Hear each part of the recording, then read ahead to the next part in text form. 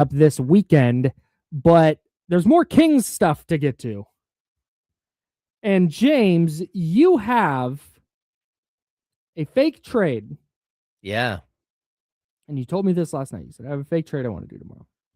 And if you are new to this show, we love a fake trade.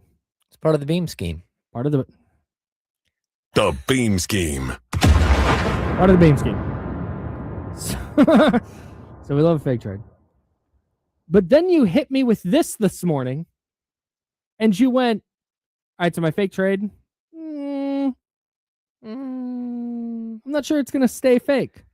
Yeah. And that is the ideal. There it is. Like, what is it? Okay, so look, I've said it the last couple of days. I've heard murmurs that the Minnesota Timberwolves are interested in Malik Monk, right? Like whether that's real interest or it's just fleeting interest, I don't know. But like you go and you look at their roster and you look at their salary, and I think that there is a trade that makes just like perfect sense, right? It does. It makes perfect sense for the Kings, makes perfect sense for Minnesota if that's what they're looking for. If they're looking for a lightning rod off the bench, an energy guy, all that stuff, a scorer, right? Because that team does have moments where they're a little difficult to, they're a little difficult to score. They have trouble scoring. So I looked at their roster, and this happened yesterday. It happened the day before as well, where I'm sifting through, and like if the Kings are making a move, they're gonna want, number one, they're gonna want an expiring contract, right? Mm-hmm. And number two, they're gonna want a pick, or they're gonna want a young player, or they're gonna want a young player and a pick. It just depends on the level of the young player and all that stuff. So, the biggest thing that I would point out, Mike Conley makes $10.8 million this season, and it's an expiring deal. Mike Conley has clearly lost a step. He's more of a game manager. Yeah. Or six. He's more of a game manager when he does come in the game now. And to be honest, he's not even playing that much at this point. And I don't think the Kings should have any interest in Mike Conley as a player, because let's be honest, they already have their own aging point guards in Russell Westbrook and Dennis Schroeder. But they also have another young player that I think the Kings should be interested in, and who is not playing that much and who is not playing that well, and that is Rob Dillingham. He's under contract this year at $6.6 million, $6.9 million next year, $8.7 the year after that, and that's a team option for the third year. And then, of course, he's on a rookie scale contract. He was a number 8 pick in the draft, not this season, but last season.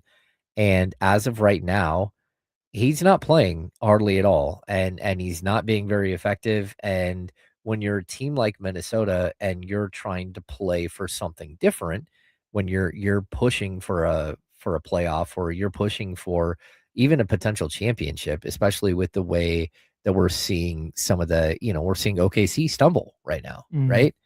I think it's a deal that would make perfect sense if you were to trade. Like, again, you go with the Malik Monk for Mike Conley and Rob Dillingham trade. Dillingham turned 21 like 2 days ago. Man. Yeah, I mean, this is a super young player, but this season, I mean, he's played in 30 games. He's averaged 10 minutes a game. He's averaging 3.7 points. Like, he's not part of what they're doing. He's shooting 34% from the field. He's shooting 34.5% from three, which is better than his field goal percentage. But that's because he's Keegan Murray. Yeah, it's because he's not part of the offense. He's not part of the idea of what's happening. I would like to play a game very quickly while we're reading off Rob Dillingham's stats. How many times in his career has Rob Dillingham, who has played 79 games in the NBA, how many times do we think the 8th overall pick in the 2024 draft has played 20 or more minutes in an NBA game? I'm going to say 11. 11 times. Jesse? Right. Jesse's not paying attention. Jesse's locked in, dude. Jesse's doing stuff. Jesse's working. 8. Oh. 8 times. You know how many of them were last year? 7. Oh. He's played more than 20 minutes once this year. And it was standby 20 minutes and 2 seconds. What in the world? Why did that happen? He's like, I am not going quietly. Did you do that? That was weird. I'm cutting clips, brother. No, that was very strange. All right. Anyways, shout out to the match game. That was against the Nets on November 3rd. November 3rd, he played 20 minutes against the Nets. His next high, 16 and a half minutes on December 12th against Golden State. Yeah. So look, when we look at Rob Dillingham, he's not part of what they're doing at all. And they have, again, Mike Conley is aging out of the league right in front of them. So my proposed trade would be just straight up those two players, Monk for those two players. I think it would give the Kings a young player to build around or to at least test out. To, again, what would stop the Kings from giving Rob Dillingham like 25 minutes a game the rest of the season? Zach LaVine. No, like again, if you're going to trade a Malik Monk, you're going to clear up some space. Like there's no reason not to play him. You're bringing this player in to put him into your rotation now. Yeah, he basically would be the equivalent of getting another first-round pick. And, like, look, this is a number 8 pick in the draft. So, clearly there's something going on there in Minnesota with him. And don't forget, I believe they traded an unprotected 2031 for him. Yes. Yeah, they don't the Kings own that pick now? I think they do. Hilarious. Yeah, like it's a small world. Yeah, I think they traded that, wasn't it, to the Spurs. It was to the Spurs, and then the Spurs in the De'Aaron Fox trade were the Kings were able to get it. So now let me add this to the puzzle, right? This is why we talk about it being a fake trade that might not be a fake trade. Number one, we know Minnesota. I have heard that Minnesota is interested in Malik Monk. That may or may not come to fruition, but they're interested, right? From what I've heard. Jake Fisher today says the Timberwolves are searching. Let's see. It sounds as if the Wolves, should they make a move to enhance their backcourt, are much more focused on adding a mid-tiered salary player at the position. They can easily combine Mike Conley Jr.'s $10.7/$10.8 million expiring contract and second-year guard Rob Dillingham's $6.5 million to absorb incoming salary in the mid-level exception range, and can conceivably add a few more end of the roster players if they go a little higher. That's literally the deal that we're talking about. It's the deal that I was telling you yesterday that I could see being a possibility. And now, and again, with Mike Conley, what the Kings would do likely is turn around and waive Mike Conley. And, maybe he would take a little bit less money in the grand scheme of things to be released from his contract and allow him to go play for a winner in his final year. Although I don't hate the idea of having a player like Mike Conley in the Kings locker room. Yeah, no, that's very true. Like because that's what he's been kind of doing with Minnesota, is being that veteran voice, the organizer on offense. But I'm sure what is he, 38? Yeah, he might want to go do something else. Yeah, I'm gonna guess that he would go like sign with somebody else to finish his career. Mike Conley is 38. Again, his role is diminished. He's started 6 games this season. He's averaging 18.7 minutes. Look, he's at 5 points per game. This is a player who's shooting 35.4% from the field, 34.4% from three.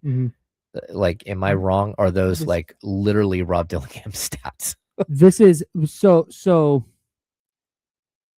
This is one of those moves that I think there's layers to it. Yeah. But something jumped out. The thing that jumped out the most to me from Anthony Slater's conversation with Scott Perry, which is on ESPN, you can check that out. This is the last quote in the story. Scott Perry says, and I'm going to relate this back to Rob Dillingham here in a second. Quote, "My job, and anybody sitting in this seat's job, is always to work the phones, whether that's trade deadline leading to the draft, summertime. Trade deadline just happens to be the closest thing. Now to being able to make a change with the roster, we've got to get younger as a team." So if you're sitting here going, I love Malik Monk, I don't want them to trade him, why would they trade him for what effectively is a very similar player? It's because he's younger. Yeah. And this goes to this is something where it looks very clear like Malik Monk is not part of the Kings' future. You are getting expiring salary back. You are getting a young former top 10 pick, getting a little bit of a change of scenery for him, because this goes back to what we were talking about yesterday with your Darius Garlands and your Trae Youngs and your John Morants and your LaMelo Balls. There's going to be warts on the player you're acquiring. Mm-hmm. The reason I love this for the Kings is because you are benefiting, and I say benefiting from how the Kings are viewing this. Now, how I necessarily view this or how fans view it, but you're benefiting by getting out from under Malik Monk's contract. Yeah. You're bringing extra 2 years. You're bringing some expiring salary back. Rob Dillingham is not an expensive option. Mm-hmm. And he's a young player who is extremely talented. There is a lot of physical gifts there with Rob Dillingham that give you some optimism for his upside as a player. Maybe it doesn't wind up working out, but there are still benefits, even if it doesn't. This isn't the big swing. This isn't Scott Perry's, hey, we're bringing in Rob Dillingham, and if this doesn't work, don't know what we're going to do. This is you benefit from the assets going out mm-hmm. while getting a low risk, high reward return. And that is the exact type of deal the Kings need to be making. Oh, I love this for Sacramento. Yeah, I totally like. There's a lot of positives here, mm-hmm. and I would say like, look, there's also some other things at play here, right? Like, sure, like we're gonna have to match up salary and all this stuff, but I could also see this trade expanding, and like the Timberwolves, because they're an apron team, you're gonna have to almost match dollar for dollar, which makes this like a little bit more complicated. But I could see, again, like, cringe if you will, mm-hmm. but if you throw in Keon Ellis into this trade and the Kings were to take back, I don't know even how to say it, Behringer. Jon Behringer, yeah, Jon Behringer, right? If you trade him to the Kings, again, a 19-year-old, you're trying to get younger, right? I'm in. But you're giving them like a player that could work out to be like their Nickeil Alexander Walker that they lost last season, right? They missed dreadful. Yeah. So again, you could do a Malik Monk, Keon Ellis for Dillingham, for Behringer, and for Connolly. You buy out Connolly, let him go on his way. Maybe save a little bit of money there. Mm-hmm. It's a pretty net neutral trade as far as salary, and away you go. Mm-hmm. Like, again, now you're looking at a 27 and 26-year-old going out the door. Again, it's not the 33-year-old or the 30-year-old or the 32-year-old, whatever, going mm-hmm. out the door.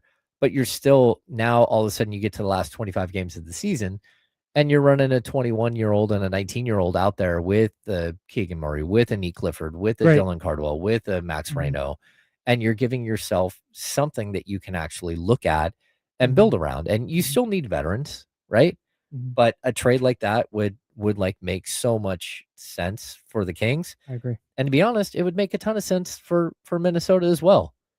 Like that, like getting a guy like Jon Behringer would be the equivalent of getting a first-round pick. He was a 17th pick in this last year's draft. Mm-hmm. Like, maybe he works out. A 6'10" power forward. Like, maybe he works out, maybe he doesn't. Mm-hmm. But at least you're trying something that's different than the status quo mm-hmm. that's right now. And then again, if you're going to bring in a guy like Rob Dillingham, now do you look to move off of a player like Dennis Schroeder? Mm-hmm. So now you have something that you're building around, and now you've got a guy like Dennis Schroeder that you might be able to go get an asset for. Mm-hmm. And again, this is how I believe it's how he rebuilt the Knicks very quickly, is by doing deals like this that, don't feel great, mm-hmm. but at the same time, you're going backwards to potentially go forwards down the road. Are we going backwards though? They're 8-29. There's no way to go any further backwards. Yeah. Right. You're accelerating going forward. Yeah, they went backwards, and they have the back two wheels are off a cliff at this point. Yeah. And you're like, exactly. hey, you're still backing up, but yeah, they're just spinning back there. It's right. Like, okay. Do something to start moving this thing in a forward direction. or at least a new direction, because maybe Behringer and Dillingham are bad and they're not a factor in 2 years.